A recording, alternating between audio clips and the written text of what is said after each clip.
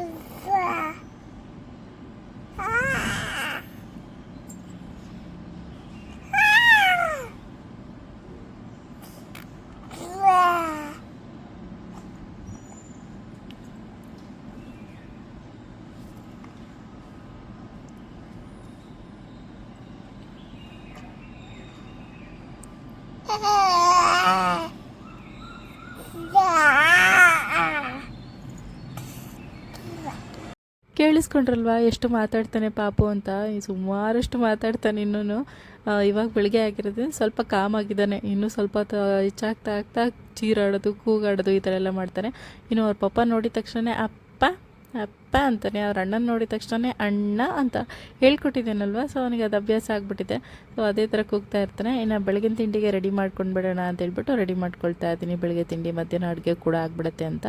ಇನ್ನು ರಾತ್ರಿ ರಾಗಿ ನಾನು ನೆನಗಿಟ್ಟಿದ್ದೆ, ರಾಗಿ ದೋಸೆ ಮಾಡೋಣ ಅಂತೇಳ್ಬಿಟ್ಟು. ಇನ್ನೊಂದು ಕಡೆ ಚಟ್ನಿಗೆ ಟೊಮ್ಯಾಟೊ ಚಟ್ನಿ, ಹಾಗೆ ಕಾಳಿನ ಪಲ್ಯ ಮತ್ತು ತರಕಾರಿ ಪಲ್ಯ ಮಾಡಿಬಿಡೋಣ ಅಂತೇಳ್ಬಿಟ್ಟು ತರಕಾರಿ ಸ್ಟೀಮ್ ಮಾಡ್ಕೊಳ್ಳೋದ್ರ ಜೊತೆಗೆ ಕೆಳಗಡೆ ಕಾಳನ್ನು ಸಹ ಚೆನ್ನಾಗಿ ಬೇಯಿಸಿಟ್ಕೊಂಡಿದ್ದೀನಿ. ಏನಿಲ್ಲ, ಇಷ್ಟು ಮಾಡ್ಕೊಂಡ್ಬಿಟ್ರೆ ಈಸಿ ಆಗಿಬಿಡುತ್ತೆ. ಬೆಳಗ್ಗೆ ಬೇಗನೆ ಇಟ್ಬಿಟ್ಟೆ ಇದನ್ನು ಆಗೋದಕ್ಕೆ. ಅದಾದಮೇಲೆ ಮಗುಗೆ ಸ್ನಾನ ಮಾಡಿಸಿ ಅವನ್ನ ಮಲಗಿಸಿ ಅದಾದಮೇಲೆ ನಾನು ಇವಾಗ ತಿಂಡಿ ರೆಡಿ ಮಾಡ್ತಾಯಿದ್ದೀನಿ. ಬೆಳಗ್ಗೆ ಪಾಪು ಬೇಗ ಎದ್ದೇಳ್ಬಿಡ್ತಾನಲ್ವ, ಒಂದು 8 ಗಂಟೆಗೆಲ್ಲ ಸ್ನಾನ ಮಾಡಿಸಿ ಮಲಗಿಸ್ಬಿಡ್ತೀನಿ. ಆವಾಗ ಮಲ್ಕೊಂಡ್ರೆ ಒಂದು 10 ಗಂಟೆಗೆ ಎದ್ದೇಳ್ತೇನೆ. ಅಷ್ಟರೊಳಗೆ ತಿಂಡಿ ಅಡುಗೆ ಕೆಲಸ ಆಗಿರುತ್ತೆ. ಒಂದೊಂದು ದಿವಸ ಒಂದೊಂದು ಥರ ಇರುತ್ತೆ. ಒಂದೊಂದು ದಿವಸ ಮಲ್ಕೋತಾನೆ, ಒಂದೊಂದು ದಿವಸ ಅವ್ನಿಗಿನ್ನೂ ಮಲ್ಗೋ ಅಂಥ ಮೂಡ್ ಬಂದಿರಲ್ಲ, ಆ ಥರ ಇರುತ್ತೆ. ಗೊತ್ತಾಗ್ಬಿಡುತ್ತಲ್ಲ, ಕಣ್ಣು ಉಜ್ತಾ ಇರ್ತಾನೆ. ಇವತ್ತು ಸಿಕ್ಕಾಪಟ್ಟೆ ಕಣ್ಣು ಉಜ್ತಾ ಇದ್ದ, ತುಂಬ ಬೇಗ ಎದ್ಬಿಟ್ಟಿದ್ದ. ಹಾಗಾಗಿ ಅವನಿಗೆ ಸ್ನಾನ ಮಾಡಿಸಿ ಮಲಗಿಸಿ ನಾನು ಕೂಡ ಫ್ರೆಶ್ ಅಪ್ ಆಗಿ ಬಂದು ತಿಂಡಿ ರೆಡಿ ಮಾಡ್ಕೊಳ್ತಾ ಇದ್ದೀನಿ. ನಮಗೆ ಯೂಶ್ವಲಿ ನನಗೆ ಮತ್ತು ಖುಷಿಗೆ ಈ ರಾಗಿ ದೋಸೆ ತುಂಬಾ ಇಷ್ಟ ಆಗುತ್ತೆ. ತುಂಬ ಒಳ್ಳೆ ಕ್ಯಾಲ್ಶಿಯಮ್ ಇರುತ್ತೆ, ತುಂಬ ಒಳ್ಳೆಯದು ಆರೋಗ್ಯಕ್ಕೆ ಕೂಡ. ಟೇಸ್ಟ್ ಅಂತೂ ತುಂಬ ಚೆನ್ನಾಗಿರುತ್ತೆ, ಅಕ್ಕಿ ದೋಸೆಗಿಂತ ತುಂಬ ಚೆನ್ನಾಗಿರುತ್ತೆ. ಆಮೇಲೆ ಇದು ತುಂಬ ಅಕ್ಕಿ ದೋಸೆ ತಿಂದಾಗ ಏನನ್ಸುತ್ತೆ, ಒಂಥರ ನೀರು ಜಾಸ್ತಿ ಕುಡಿಬೇಕು ಅಂತ ಅನಿಸುತ್ತೆ. ಕೆಲವೊಬ್ರಿಗೆ ನಿದ್ದೆ ಜಾಸ್ತಿ ಬರುತ್ತೆ. ನನಗೆ ಅದೇ ಥರ ಅಕ್ಕಿ ದೋಸೆ ಏನಾದರೂ ತಿಂದುಬಿಟ್ರೆ ಒಂಥರ ನಿದ್ದೆ, ಒಂಥರ ಮದ ಅಂತಾರಲ್ಲ, ಆ ಥರ ಅನ್ನಿಸ್ತಾ ಇರುತ್ತೆ. ಹಾಗಾಗಿ ನಾನು ಅದು ಅಕ್ಕಿ ದೋಸೆ ಎಲ್ಲ ಮಾಡಲ್ಲ. ನನ್ನ ಹಸ್ಬೆಂಡ್ ಯೂಶ್ವಲಿ ದೋಸೆ ಎಲ್ಲ ಏನೂ ತಿನ್ನಲ್ಲ, ಯಾವ ಥರ ದೋಸೆ ಮಾಡಿಕೊಟ್ರೂ ತಿನ್ನಲ್ಲ. ಸೊ ಇವತ್ತು ಅದನ್ನೇ ಹಾಕ್ಕೊಟ್ಟಿದ್ದೀನಿ. ಇದು ತಿಂದರು, ರಾಗಿ ದೋಸೆ ಅಂದಿದ್ದಕ್ಕೆ 1-2 ತಿಂದರು. ಅಕ್ಕಿ ದೋಸೆ ಅಂದರೆ ತಿನ್ನೋದೇ ಇಲ್ಲ, ಒಂದು ತಿನ್ನಲ್ಲ ಅವರು. ಹೊರಗಡೆ ಅಡ್ಡಾಡ್ತಾ ಇರ್ತಾರೆ, ನೀರು ಜಾಸ್ತಿ ಕುಡಿಬೇಕು ಅಂತ ಅನ್ಸುತ್ತಂತೆ. ಸೊ ಅಕ್ಕಿ ದೋಸೆ ತಿಂದರೆ ಆ ಥರ ಅನಿಸುತ್ತೆ ಅಂತ ಹೇಳ್ಬಿಟ್ಟು ಅವ್ರು ಹೆಚ್ಚಾಗಿ ತಿನ್ನಲ್ಲ. ಇನ್ನು ತರಕಾರಿನೆಲ್ಲ ಕಟ್ ಮಾಡಿ ಇಟ್ಕೊಳ್ತಾ ಇದ್ದೀನಿ. ಏನು ಗೊತ್ತಾ, ಅಡುಗೆ ಏನೋ ಮಾಡ್ಕೊಂಡು ಬಿಡ್ಬೋದು, ಒಗ್ಗರಣೆ ಹಾಕ್ಬಿಡ್ಬೋದು. ಈ ಪ್ರಿಪ್ರೇಷನ್ ಇದೆಯಲ್ಲ, ತರಕಾರಿ ಕಟ್ ಮಾಡ್ಕೊಳ್ಳೋದು, ಜೋಡಿಸ್ಕೊಳ್ಳೋದು, ಇದೇ ಒಂದು ದೊಡ್ಡ ಕೆಲಸ ಆಗಿಬಿಡುತ್ತೆ. ಒಂದು 3/4 ಗಂಟೆ 1 ಗಂಟೆ ಇದೇ ಕೆಲಸ ಆಗಿಬಿಡುತ್ತೆ. ಹಾಗಾಗಿ ನಾನು ಏನು ಮಾಡ್ತಿದ್ದೀನಿ ಅಂದರೆ, ಇತ್ತೀಚೆಗೆ ತರಕಾರಿ ಯಾವುದಾದ್ರೂ ವಾಶ್ ಮಾಡಿ ಇಡೋದಿತ್ತು, ತೊಳೆದಿಡೋದಿತ್ತು, ನಾಳೆಗೆ ಎಷ್ಟೆಷ್ಟು ಬೇಕೋ ಆ ತರಕಾರಿನೆಲ್ಲ ರಾತ್ರಿನೇ ಜೋಡಿಸಿಟ್ಕೊಂಡು ಬಿಡ್ತೀನಿ. ಬೆಳಗ್ಗೆ ಬೇಗ ಕಟ್ ಮಾಡಿಕೊಂಡು ಒಗ್ಗರಣೆ ಹಾಕ್ಕೊಂಡು ಬಿಡೋದು. ಈ ಥರ ಮಾಡ್ಕೊಳ್ಳೋದ್ರಿಂದ ಸ್ವಲ್ಪ ಟೈಮ್ ಕೂಡ ಸೇವ್ ಆಗುತ್ತೆ. ಈರುಳ್ಳಿ ಸಿಪ್ಪೆನ ಬಿಡಿಸಿಟ್ಬಿಡ್ತೀನಿ, ಫ್ರಿಜ್ಜಲ್ಲೆಲ್ಲ ಸ್ಟೋರ್ ಮಾಡಲ್ಲ, ಹೊರಗಡೆನೇ ಇಡ್ತೀನಿ. ಒಂದು ಬಾಕ್ಸಲ್ಲಿ ಹಾಕಿಟ್ರೆ ಈರುಳ್ಳಿ ಸಿಪ್ಪೆ ತೆಗೆದುಬಿಟ್ಟು ಬೇಗನೆ ಈರುಳ್ಳಿ ಕಟ್ ಮಾಡ್ಕೊಂಡು ಬಿಡ್ಬೋದು. ಇಲ್ಲ ಕಿಚನ್ ಫುಲ್ ಮಿಸಿ ಆಗ್ತಾ ಇರುತ್ತೆ. ಏನೋ ಖುಷಿ ಸ್ಕೂಲ್ಗೆ ಹೋಗ್ತಾ ಇಲ್ಲ, ಎಷ್ಟೊತ್ತಾದರೂ ನಡೆಯುತ್ತೆ, ಸ್ವಲ್ಪ ಅರ್ಧ ಗಂಟೆ ಮುಕ್ಕಾಲು ಗಂಟೆ ಲೇಟ್ ಆದರೂ ನಡೆಯುತ್ತೆ. ಬಟ್ ನೀವು ಯಾರಾದರೂ ಮಕ್ಕಳನ್ನ ಸ್ಕೂಲಿಗೆ ಕಳ್ಸೋರಾಗಿದ್ದರೆ ಹೆಂಗೆ ಮೇಂಟೈನ್ ಮಾಡ್ತೀರಾ ಅಂತ ನನಗೆ ಕಾಮೆಂಟ್ ಮಾಡಿ ತಿಳಿಸಿ. ನನಗಿವಾಗ ಆಲ್ರೆಡಿ ಖುಷಿನ ಸ್ಕೂಲಿಗೆ ಸೇರಿಸ್ಬೇಕು ನೆಕ್ಸ್ಟ್ ಇಯರಿಂದ ಅಂತ ಅಂದಾಗ ಇವಾಗಲೇ ಟೆನ್ಷನ್ ಶುರು ಆಗಿಬಿಟ್ಟಿದೆ. ಹೆಂಗೆ ಮಾಡ್ಕೊಳ್ತೀನಿ ನಾನು ಎಲ್ಲನೂ ಅಂತ, ಹೆಂಗೆ ಮಾಡೋದಪ್ಪ ಅಂತ ಅನಿಸ್ಬಿಟ್ಟಿದೆ ನನಗೆ. ಅಡುಗೆ ತಿಂಡಿ ಎಲ್ಲ ಆನ್ ಟೈಮಿಂಗ್ ಮಾಡಿಬಿಟ್ಟು ಅವನಿಗೂ ಕೂಡ ಟಿಫಿನ್ ಬಾಕ್ಸಿಗೆ ಹಾಕಿ ಕಳಿಸ್ಬೇಕು, ಟಿಫಿನ್ ಮಾಡಿಸ್ಬೇಕು. ನಮ್ಮ ಖುಷಿ ಹೆಂಗೆ ಗೊತ್ತಾ, ಬೇಗ ಎದ್ದೇಳಲ್ಲ, ಸ್ವಲ್ಪ ಲೇಟಾಗಿ ಎದ್ದೇಳೋದು. ಅವ್ನು ಚಿಕ್ಕವನಿದ್ದಾಗಿಂದನೂ ಅಷ್ಟೇ. ಪಾಪು ಇವಾಗ ಬೇಗ ಎದ್ಬಿಡ್ತಾನಲ್ಲ, ಆ ಥರ ಏನು ಹಠ ಮಾಡ್ತಿರಲಿಲ್ಲ, ಹೊರಗಡೆ ಕರ್ಕೊಂಬ ಅಂತಿರಲಿಲ್ಲ. ಅವನು ನಾನು ಮಲ್ಕೊಂಡ್ರು ಆರಾಮಾಗಿ ನನ್ನ ಪಕ್ಕದಲ್ಲಿ ಸುಮ್ಮನೆ ಆಟ ಆಡ್ತಿರೋನು. ಸೊ ಆ ಥರ ಇರ್ತಿತ್ತು. ಲೇಟಾಗೂ ಎದ್ದೇಳ್ತಿದ್ದ ಅವನು, ಬೇಗ ಎದ್ದೇಳ್ತಿರಲಿಲ್ಲ. ಒಂದು 10 ಗಂಟೆ 11 ಗಂಟೆ ಹಂಗೆ. ನಾನು ಮತ್ತು ಪಾಪು ಖುಷಿ ಚಿಕ್ಕವನಿದ್ದಾಗ ಅಷ್ಟೊತ್ತವರೆಗೂ ಮಲ್ಕೋತಾ ಇದ್ವಿ ನಾವು ಆರಾಮಾಗಿ. ಒಂದು 5-6 ತಿಂಗಳು ಅನ್ನೋವರೆಗೂ ಅಷ್ಟು ಚೆನ್ನಾಗಿ ನಿದ್ದೆ ಮಾಡ್ದೆ. ನಾನು ಕೂಡ ಅವಾಗ ಚೆನ್ನಾಗಿ ನಿದ್ದೆ ಮಾಡ್ತಾಯಿದ್ದೆ. ಇವನು ಹಂಗಲ್ಲ, ಪಾಪು ಬೇಗ ಎದ್ಬಿಡ್ತಾನೆ. ನನ್ನ ಮಕ್ಕಳು ಒಂದೊಂದು ಥರ ಅಂತಾರಲ್ವ, ಚಿಕ್ಕ ಮಕ್ಕಳು ಬೇಗ ಎದ್ಬಿಡ್ತಾರಂತೆ. ನಾನಾದರೂ ನನ್ನ ತಮ್ಮ ಆದರೂ ಅಷ್ಟೇನೆ, ನಾನು ಲೇಟಾಗಿ ಎದ್ದೇಳ್ತಿದ್ದಿದ್ದು. ಆರಾಮಾಗಿ ಮಲ್ಕೊಂಡ್ಬಿಡ್ತೀನಿ ನಾನು. ಇವಾಗಲೂ ಬಿಟ್ಟರೆ ಆರಾಮ ಮಲ್ಕೊಂಡ್ಬಿಡ್ತೀನಿ. ನನ್ನ ತಮ್ಮ ಹಂಗಲ್ಲ, ಬೆಳಗ್ಗೆ ಬೇಗನೆ ಎದ್ಬಿಡ್ತಾನೆ. ನಾನು 5 ಗಂಟೆಗೆ ಎದ್ದೇಳಬೇಕು ಅಂದರೆ 5 ಗಂಟೆಗೆ ಎದ್ಬಿಡ್ತಾನೆ. ನಂಗೆ ಮನಸ್ಸೇ ಆಗಲ್ಲ ಅಷ್ಟು ಬೇಗ ಎದ್ದೇಳೋದಕ್ಕೆ. ರಾತ್ರಿ ಬೇಕಿದ್ರೆ 1 ಗಂಟೆ ಎಕ್ಸ್ಟ್ರಾ ಎದ್ದಿರ್ತೀನಿ, ಆದರೆ ಬೆಳಗ್ಗೆ ಬೇಗ ಎದ್ದೇಳಬೇಕು ಅಂದರೆ ಅಯ್ಯೋ ಏನೋ ಕಳ್ಕೊಂಡ್ಬಿಟ್ಟಿದ್ದೀನಿ ಅನ್ನೋ ಥರ ಫೀಲ್ ಇರ್ತಿತ್ತು ಮುಂಚೆ. ಈಗ ಬೆಟರ್, ಪರವಾಗಿಲ್ಲ. ಮಗು ಎಬ್ಬಿಸ್ತಾನಲ್ವ, ಎದ್ದೇಳಲೇಬೇಕು. ಸೊ ಅವ್ನು ಎದ್ದೇಳಿಸೋದ್ರಿಂದ ಬೆಳಗ್ಗೆ ಬೇಗ ಸ್ವಲ್ಪ ಕೆಲಸ ಆಗುತ್ತೆ. ನನಗೇನು ಅಡುಗೆ ತಿಂಡಿ ಮಾಡ್ಕೊಳ್ಳೋದಕ್ಕೆ ನಾನು ಜಾಸ್ತಿ ಸಮಯ ತೊಗೊಳ್ಳಲ್ಲ. ಈ ಬೇಗನೆ ಮಾಡ್ಕೊಂಡು ಬಿಡ್ತೀನಿ ಅಂತ ಹೇಳ್ಬಿಟ್ಟು ನಾನು ಸ್ವಲ್ಪ ಲೇಜಿನೇ ಮಾಡ್ತಾಯಿದ್ದೆ. ಸೊ ಇವಾಗ ಹಾಗಿಲ್ಲ, ಸ್ವಲ್ಪ ಬೇಗ ಎದ್ದೇಳೋದನ್ನು ಅಭ್ಯಾಸ ಮಾಡ್ಕೊಳ್ತಾ ಇದ್ದೀನಿ. ಆದಷ್ಟು ಇನ್ನು ಮುಂದೆ ಇನ್ನೂ ಸ್ವಲ್ಪ ಬೇಗ ಎದ್ದೇಳಬೇಕು ಅಂತ ಅಂದ್ಕೊಂಡಿದ್ದೀನಿ. ಇವಾಗ ಮಗು ಕೂಡ ದೊಡ್ಡವನಾಗ್ತಾ ಬಂದಲ್ವ, ಸ್ವಲ್ಪ ಬೆಳಗ್ಗೆ ಬೇಗ ಎದ್ದರೆ ಎಕ್ಸ್ಟ್ರಾ ಆ್ಯಕ್ಟಿವಿಟೀಸ್ ಕೂಡ ಮಾಡ್ಕೊಳ್ಬೋದು. ಸಮ್ಟೈಮ್ಸ್ ಏನಾಗುತ್ತೆ ಗೊತ್ತಾ, ಮೊನ್ನೆ ವಾಕ್ ಮಾಡಿದೆ, ಅದಾದಮೇಲೆ ನಿನ್ನೆನೂ ವಾಕ್ ಮಾಡಿಲ್ಲ, ಇವತ್ತು ವಾಕ್ ಮಾಡಿಲ್ಲ, ನಿನ್ನೆ ಸಂಜೆ ವಾಕ್ ಮಾಡಿಕೊಂಡೆ. ಈ ಥರ ಇರುತ್ತೆ. ಬೆಳಗ್ಗೆ ಬೇಗ ಎದ್ದಿಲ್ಲ ಅಂತ ಹೇಳಿದ್ರೆ ಈ ಥರ ಆಗಿಬಿಡುತ್ತೆ. ಸ್ವಲ್ಪ ಬೆಳಗ್ಗೆ ಬೇಗ ಇದ್ದರೆ ಆ್ಯಕ್ಟಿವಿಟೀಸ್ ಮೇಲೂ ಕಾನ್ಸಂಟ್ರೇಟ್ ಮಾಡ್ಬೋದು. ಏನು ಅಂತ ಹೇಳಿದ್ರೆ ನಾನು ಎದ್ದ ತಕ್ಷಣ ಪಾಪುನೂ ಎದ್ಬಿಡ್ತಾನೆ ಅಂತ ಹೇಳ್ಬಿಟ್ಟು ನನ್ನ ಥಾಟ್ ಇರುತ್ತೆ. ಸೊ 1-2 ದಿವಸ ಅದನ್ನು ಟ್ರೈ ಮಾಡೋಣ, ಬೆಳಗ್ಗೆ ಬೇಗ ಇದ್ದರೆ ಅದು ನೋಡೋಣ ಅಂತ ಅಂದ್ಕೊಂಡಿದ್ದೀನಿ. ಇನ್ನು ಬೆಳಗಿನ ತಿಂಡಿಗೆ ರಾಗಿ ದೋಸೆ ಕೂಡ ಆಯಿತು. ಹೆಸರುಕಾಳು ಪಲ್ಯ, ತರಕಾರಿ ಪಲ್ಯ, ಮಜ್ಜಿಗೆ, ಹಾಗೆ ಸ್ವಲ್ಪ ಟೊಮ್ಯಾಟೊ ಚಟ್ನಿ, ಇದಾಗಿತ್ತು ಬೆಳಗಿನ ತಿಂಡಿ. ಮಧ್ಯಾಹ್ನ ಊಟಕ್ಕೂ ಸಹ ನಾನು ಕಾಳಿನ ಪಲ್ಯ, ತರಕಾರಿ ಪಲ್ಯ, ಸ್ವಲ್ಪ ಮೊಸರು, ಸ್ವಲ್ಪನೇ ಪನ್ನೀರನ್ನ ಕಟ್ ಮಾಡಿಕೊಂಡು ಅದನ್ನು ತೊಗೊಂಡೆ. ನೀವು ಸುಮಾರಷ್ಟು ಜನ ಕೇಳ್ತಾನೆ ಇದ್ರಿ ಅಲ್ವಾ, ಮಧ್ಯಾಹ್ನ ಮತ್ತು ರಾತ್ರಿ ಅಡುಗೆಗೆ ಏನೇನು ತಿಂತೀರಾ ಅದನ್ನು ನಮ್ಗೆ ತೋರಿಸಿ, ನಮಗೂ ಕೂಡ ಹೆಲ್ಪ್ ಆಗುತ್ತೆ ಅಂತ. ಹೌದು, ತೋರಿಸಿದ್ರೆ ನಿಮಗೂ ಕೂಡ ಹೆಲ್ಪ್ ಆಗುತ್ತೆ ಅಂತ ಅನ್ನಿಸ್ತು. ಅಪ್ಕಮಿಂಗ್ ವ್ಲಾಗ್ಸಿಂದ ಆ ಥರನೂ ಮಾಡ್ತೀನಿ, ನಿಮಗೂ ಕೂಡ ಹೆಲ್ಪ್ ಆಗುತ್ತೆ. ಇನ್ನು ನನ್ನ ಹಸ್ಬೆಂಡು ಮೊನ್ನೆ ಫ್ಯಾಕ್ಟ್ರಿಲಿ ವರ್ಕ್ ಮಾಡಬೇಕಾದ್ರೆ ಸ್ವಲ್ಪ ಕೈ ಗಾಯ ಆಗಿ ಹೋಗ್ಬಿಟ್ಟಿದೆ, ಅದೇ ಬ್ಯಾಂಡೇಜ್ ಕಾಣಿಸ್ತಾ ಇರೋದು. ಸೊ ಸ್ವಲ್ಪ ಜಾಸ್ತಿನೇ ಹೋಗ್ಬಿಟ್ಟಿದೆ ಸ್ಕಿನ್ನು. ಸೊ ಡಾಕ್ಟರ್ ಹತ್ರ ಬ್ಯಾಂಡೇಡ್ ಮಾಡಿಸ್ಕೊತಾನೆ ಇದ್ದಾರೆ 1-2 ದಿವಸದಿಂದ. ಪೇನ್ ಇದ್ದೇ ಇದೆ, ಆದರೂ ವರ್ಕ್ ನೋಡ್ಕೊಳ್ಳೇಬೇಕಲ್ವ. ಸೊ ಹಾಗಾಗಿ ಅವ್ರು ತಿಂಡಿ ತಿನ್ಕೊಂಡು ಹೊರಟ್ರು. ಖುಷಿನೂ ಕೂಡ ಇದ್ದ, ಅವ್ನಿಗೂ ಫ್ರೆಶ್ ಅಪ್ ಮಾಡಿಸಿ ಅದಾದಮೇಲೆ ತಿಂಡಿ ಹಾಕ್ಕೊಡೋದು. ಅವ್ನು ಎದ್ದಿದ್ದೇನೆ ಫ್ರೆಶ್ ಅಪ್ ಮಾಡಿಸ್ಬಿಡ್ತೀನಿ. ಅವ್ನು ಮಾತ್ರ ಕ್ಲೀನಾಗಿದ್ದರೆ ನಂಗೆ ಖುಷಿ ಆಗುತ್ತೆ. ನಾನು ಹೆಚ್ಚು ಕಡಿಮೆ ನಾನು ಸ್ನಾನ ಮಾಡಿಲ್ಲ ಬೆಳಗ್ಗೆ ಅಂತ ಹೇಳಿದ್ರು ನನಗೇನು ಬೇಜಾರು ಅಂತ ಅನ್ಸಲ್ಲ. ಬೇಕಾದರೆ ಸಂಜೆ ಮಾಡ್ಕೊಂಡ್ಬಿಡ್ತೀನಿ. ಖುಷಿ ಮಾತ್ರ ಬೆಳಗ್ಗೆ ಬೇಗ ರೆಡಿ ಆಗಿಬಿಟ್ರೆ ನಂಗೆ ಖುಷಿ ಅಂತ ಅನಿಸುತ್ತೆ. ನಮ್ಮಮ್ಮನಾದರೂ ಅದನ್ನೇ ಅಂತ ಇರ್ತಾರೆ, ಖುಷಿ ಮಾತ್ರ ಬೆಳಗ್ಗೆ ಬೇಗ ರೆಡಿ ಆಗಿಬಿಡ್ಬೇಕಪ್ಪ, ಇಲ್ಲ ಅಂತ ಹೇಳಿದ್ರೆ ಏನೋ ಒಂಥರ ಅನ್ನಿಸ್ತಾ ಇರುತ್ತೆ ಅವ್ನು ನೋಡೋದಕ್ಕೆ ಅಂತ, ಆ ಥರ ಅನ್ನಿಸ್ತಾ ಇರುತ್ತೆ. ಹಾಗಾಗಿ ಬೆಳಗ್ಗೆನೇ ಅವನ್ನ ರೆಡಿ ಮಾಡಿಸಿ ಅವನೇ ತಿಂಡಿ ಹಾಕ್ಕೋತೀನಿ ಅಂತ ಹೇಳ್ದು. ದೋಸೆ ಅಂದಿದ್ದಕ್ಕೆ ನಾನು ಮಾಡ್ತೀನಮ್ಮ ಅಂತ ಹೇಳ್ದೆ. ಸರಿ, ಅವನು ಕಲ್ತ್ಕೋತಾನೆ ಅಡುಗೆ, ಇದ್ರ ಮೇಲೆಲ್ಲ ಸ್ವಲ್ಪ ಇಂಟ್ರೆಸ್ಟ್ ಜಾಸ್ತಿ ಇದೆ ಅವನಿಗೆ. ಏನಾದರೂ ಅಡುಗೆ ಮನೆಗೆ ಬಂದರೆ ಏನಾದರೂ ಕಿತಾಪತಿ ಮಾಡ್ತಾನೆ ಇರ್ತಾರೆ. ಮೊನ್ನೆ ಹಿಂಗಿತ್ತು, ಹೊಸಾದಿನ್ನೂ ಅದೇನೂ ಓಪನು ಮಾಡಿರಲಿಲ್ಲ. ಹಿಂಗಿನ ಡಬ್ಬ ಪೂರ್ತಿ ಎಲ್ಲ ಕಡೆ ಚೆಲ್ಲಾಕ್ಬಿಟ್ಟಿದ್ದಾನೆ. ನಾನು ಚೆಲ್ಬಿಟ್ಟಿದ್ದಾನಲ್ಲ ಅಂತ ಹೇಳ್ಬಿಟ್ಟು ಪಪ್ಪಂಗೆ ಹೇಳ್ತೀನಿ, ಅಪ್ಪು ಎಲ್ಲ ಕಡೆ ಚೆಲ್ಲಿದೆಯಲ್ಲ, ಅಪ್ಪ ಬರಲಿ ಹೇಳ್ತೀನಿ ಅಂತ ಹೇಳಿದೆ. ಅವನು ಆಲ್ರೆಡಿ ಅಲರ್ಟ್ ಆಗಿಬಿಟ್ಟಿದ್ದಾನೆ. ಅವ್ರು ನನಗಿಂತ ಮುಂಚೆ ಅವ್ರ ಪಪ್ಪ ಬರ್ತಿದ್ದಂಗೆ ಸಂಜೆ ಹೇಳ್ತಾ ಇದ್ದಾನೆ, ಅಪ್ಪ ನಾನು ಹಿಂಗೆ ಚೆಲ್ಲಾಕ್ಬಿಟ್ಟೆ ಅಪ್ಪ, ಮಮ್ಮಿ ಬೈದ್ಲು ನನಗೆ ಈ ಥರ ಚೆಲ್ಲಾಕಿದ್ದಕ್ಕೆ ಅಂತ. ಅವ್ರ ಪಪ್ಪ, ಯಾಕಪ್ಪ ನೀನು ಈ ಥರ ಎಲ್ಲ ಮಾಡ್ತೀಯ, ಚೆಲ್ಲಬಾರ್ದಲ್ವಾ, ವೇಸ್ಟ್ ಆಗತ್ತಲ್ವಾ ಅಂತ ಹೇಳಿದ್ದಕ್ಕೆ, ಇಲ್ಲಪ್ಪ ಇನ್ನೊಂದು ಸತಿ ಮಾಡಲ್ಲ ಅಂತ ಹೇಳ್ತಾ ಇದ್ದಾನೆ. ನನಗಿಂತ ಮುಂಚೆ ಅವನೇ ತಪ್ಪು ಒಪ್ಕೊಂಡ್ಬಿಟ್ಟಿದ್ದಾನೆ. ಸುಮಾರು ಸತಿ ಹೇಳಿದ್ದೀನಲ್ವ, ತಪ್ಪನ್ನ ಒಪ್ಕೋಬೇಕು, ನೀನು ಏನಾದರೂ ತಪ್ಪು ಮಾಡಿದ್ರೆ ತಪ್ಪು ಮಾಡಿದೀಯಾ ಅಂತ ಒಪ್ಕೋಬೇಕಪ್ಪು, ವಾದ ಮಾಡಬಾರ್ದು ಅಂತ.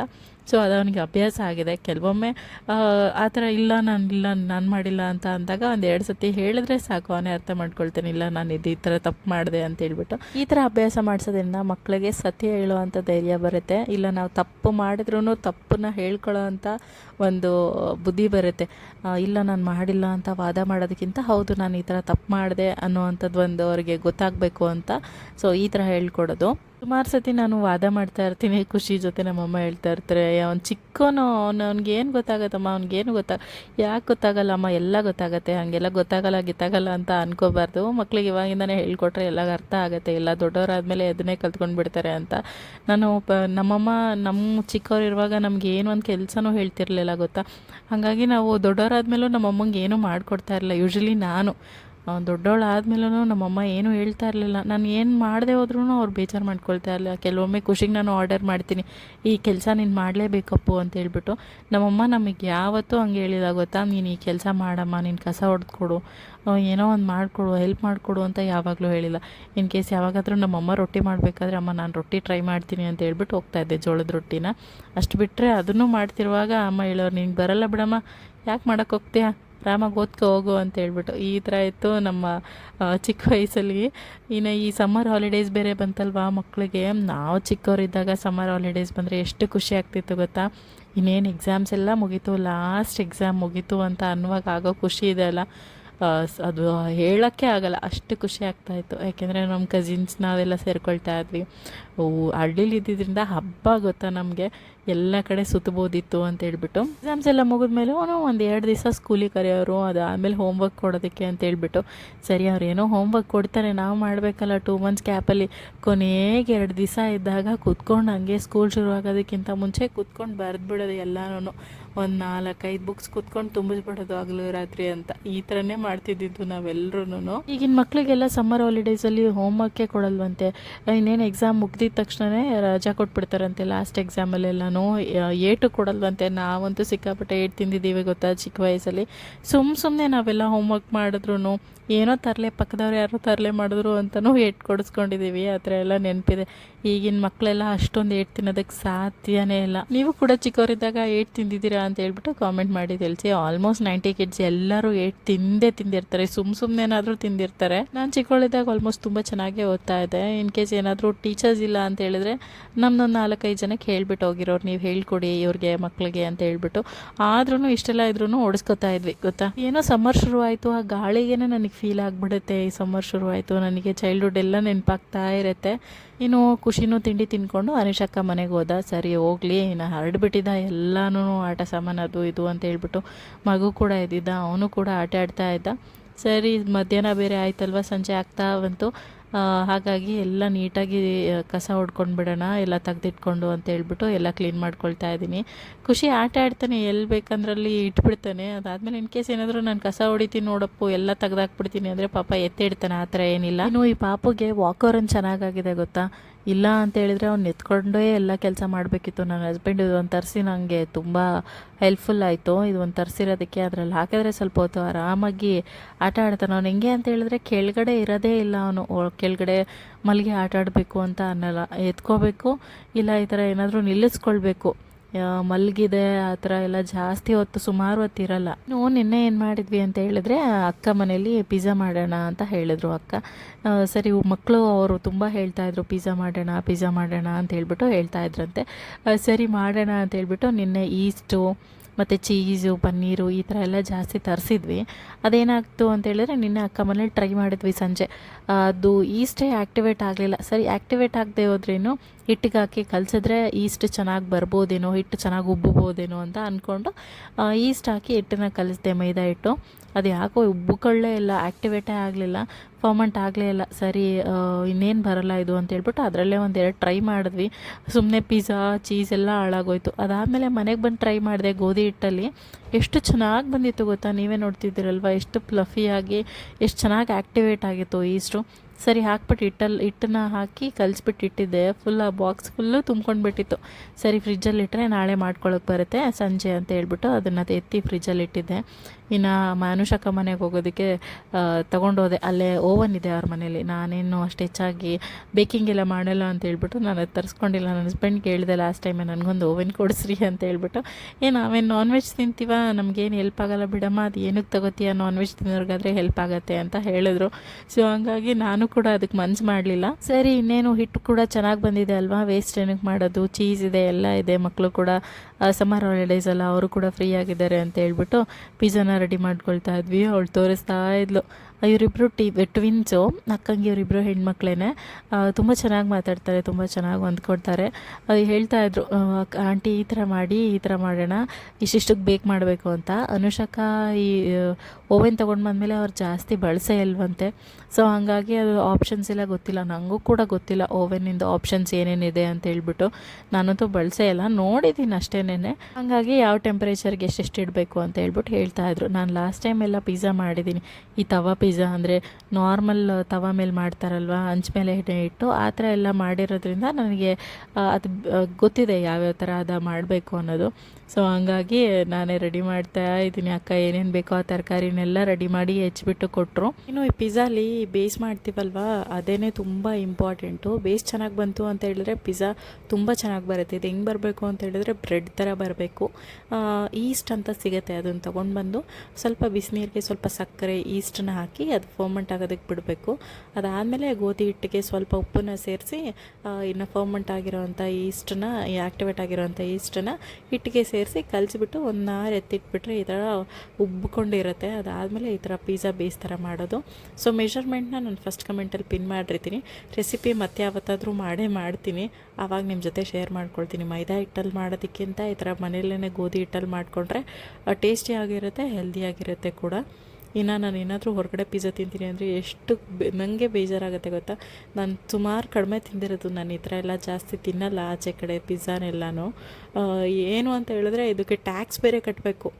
ಹೊರಗಡೆ ಡಾಮಿನೋಸಲ್ಲಿ ಎಲ್ಲಾದರೂ ಹೋದರೆ ಏನಿಲ್ಲ ಅಂತ ಹೇಳಿದ್ರು 500 ಏನಾದರೂ ಕೈಯಲ್ಲಿತ್ತು ಅಂತ ಹೇಳಿದ್ರೆ ಕಂಪ್ಲೀಟಾಗಿ ಒಂದು ಮಿನಿ ಪಿಜ್ಜಾ, ಒಂದು ಮೀಡಿಯಮ್ ಪಿಜ್ಜಾಗೆ ಒಂದು 500 ನೋಟ್ ಕೊಟ್ಬಿಟ್ಟು ಬರಬೇಕು. ಸೊ ಹಂಗಾಗಿ ನಾನು ಇದು ಪಿಜ್ಜಾನೇ ತಿನ್ನಲ್ಲ. ಏನೋ ಒಂಥರ ಅನ್ನಿಸ್ತಾ ಇರುತ್ತೆ, ಇಷ್ಟೊಂದು ದುಡ್ಡು ಕೊಡಬೇಕಾ ಇದಕ್ಕೆ, ಅದೇ 500 ಇದ್ದರೆ ಎಷ್ಟು ತರಕಾರಿ ಬರುತ್ತಲ್ವ, ಮನೇಲೇ ಬೇಜಾನ್ ತೊಗೊಂಡು ಇಟ್ಕೊಳ್ಬೋದು, ಪನ್ನೀರ್ ಅದು ಇದು ಅಂತ ಹೇಳ್ಬಿಟ್ಟು ಅನ್ನಿಸ್ತಾ ಇರುತ್ತೆ.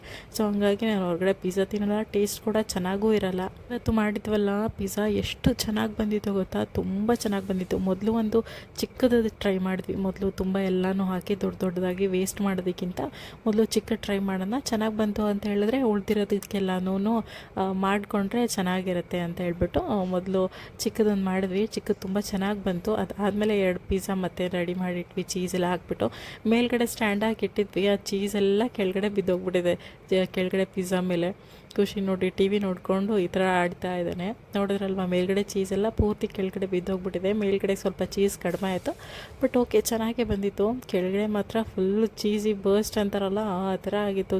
ಇದ್ರ ಮೇಲ್ಗಡೆ ಸ್ವಲ್ಪ ಚಿಲ್ಲಿ ಫ್ಲೇಕ್ಸು ಮತ್ತು ಆರಿಗಾನೋನ ಸ್ವಲ್ಪ ಸ್ಪ್ರಿಂಕಲ್ ಮಾಡ್ಕೊಳ್ತಾ ಇದ್ವಿ. ಚಿಲ್ಲಿ ಫ್ಲೇಕ್ಸ್ ಏನು ತರಿಸೋದು ಅಕ್ಕ, ಮನೇಲೇ ಒಣಮೆಣ್ಸಿನ್ಕಾಯಿ ಇದ್ದರೆ ಅದನ್ನೇ ಸ್ವಲ್ಪ ಪುಡಿ ಮಾಡಿಬಿಡಿ ಅಂತ ಹೇಳಿದೆ. ಅವ್ರ ಮನೇಲಿ ಸಿಕ್ಕಾಪಟ್ಟೆ ಖಾರ ಇತ್ತು ಅದು ಒಣಮೆಣ್ಸಿನ್ಕಾಯಿ, ಅದಕ್ಕೆ ಸ್ವಲ್ಪ ಸೇರಿಸಿರೋದು. ನೋಡ್ತಿದ್ದೀರಲ್ಲ ಎಷ್ಟು ಚೆನ್ನಾಗಿ ಬಂದಿದೆ ಅಂತ ಹೇಳ್ಬಿಟ್ಟು. ಬ್ರೆಡ್ ಕೂಡ ಸಖತ್ ಸ್ಪಾಂಜಿಯಾಗಿ ಸಾಫ್ಟಾಗೇ ಬಂದಿತ್ತು. ಇನ್ನು ಈ ಕಂಪ್ಲೀಟ್ ರೆಸಿಪಿನ ನಾನು ನೆಕ್ಸ್ಟ್ ವ್ಲಾಗಲ್ಲಿ ಖಂಡಿತ ಶೇರ್ ಮಾಡ್ಕೊಳ್ತೀನಿ. ಸೊ ನಿಮ್ಗೆ ಯಾರಿಗಾದ್ರೂ ರೆಸಿಪಿ ಬೇಕು ಅಂತಿದ್ರೆ ರೆಸಿಪಿ ಅಂತ ಕಮೆಂಟ್ ಮಾಡಿ. ಆರೋಗ್ಯ ಕೂಡ ತುಂಬಾ ಒಳ್ಳೆಯದು, ಮನೇಲೇ ಮಾಡಿಕೊಂಡ್ರೆ ಗೋಧಿ ಹಿಟ್ಟಿಂದ ಮಾಡ್ಕೊಂಡಿರೋದ್ರಿಂದ. ನಿನ್ನೆ ಅಂತೂ ಸಖತ್ ಬೇಜಾರಾಗ್ಬಿಟ್ಟಿದ್ರು ಮಕ್ಕಳು. ಅಯ್ಯೋ ಪಿಜ್ಜಾ ಬೇರೆ ತಿನ್ನಂಗೆ ಆಗ್ಬಿಟ್ಟಿದೆ ಅವ್ರಿಗೆ, ಅದು ಬೇರೆ ಸರಿ ಬರಲಿಲ್ಲ. ಸರಿ ನಾರ್ಮಲ್ ಪಿಜ್ಜಾ ಬ್ರೆಡ್ ಬರುತ್ತಲ್ಲ, ಸರಿ ಅದನ್ನು ತರಿಸ್ದೆ, ಇದರಲ್ಲೇ ಟ್ರೈ ಮಾಡ್ತಾರೇನೋ ಅಂತ ಹೇಳ್ಬಿಟ್ಟು ತರಿಸಿದ್ದಾಯಿತು. ಅದು ಕೂಡ ಚೆನ್ನಾಗೇ ಬರಲಿಲ್ಲ, ಅದು ಫುಲ್ ಹಪ್ಪಳ ಥರ ಆಗೋಯಿತು. ಅದು ಕೂಡ ಚೆನ್ನಾಗಿ ಬರಲಿಲ್ಲ ಅಂತ ಹೇಳ್ಬಿಟ್ಟು ಅದನ್ನು ತಿನ್ನಲಿಲ್ಲ. ಈ ಥರ ಇತ್ತು ಇವತ್ತಿನ ದಿನ. ಇನ್ನು ಈ ವ್ಲಾಗ್ನ ನಾನು ಇಲ್ಲಿಗೆ ಎಂಡ್ ಮಾಡ್ತಾ ಇದ್ದೀನಿ. ಐ ಹೋಪ್ ಈ ವ್ಲಾಗ್ ನಿಮ್ಮೆಲ್ಲರಿಗೂ ಇಷ್ಟ ಆಗಿದೆ ಅಂತ ಅಂದ್ಕೊಳ್ತೀನಿ. ಇಷ್ಟ ಆದರೆ ಒಂದು ಲೈಕ್ ಮಾಡೋದನ್ನ ಮರಿಬೇಡಿ. ಹಾಗೆ ಮತ್ತೊಂದು ಬ್ಯೂಟಿಫುಲ್ ವ್ಲಾಗ್ ಜೊತೆ ಮತ್ತೆ ಸಿಗ್ತೀನಿ. ಅಲ್ಲಿವರೆಗೂ ಟೇಕ್ ಕೇರ್, ಬಾಯ್, ಇಶ್ಕ್ ಯು ಗೈಸ್.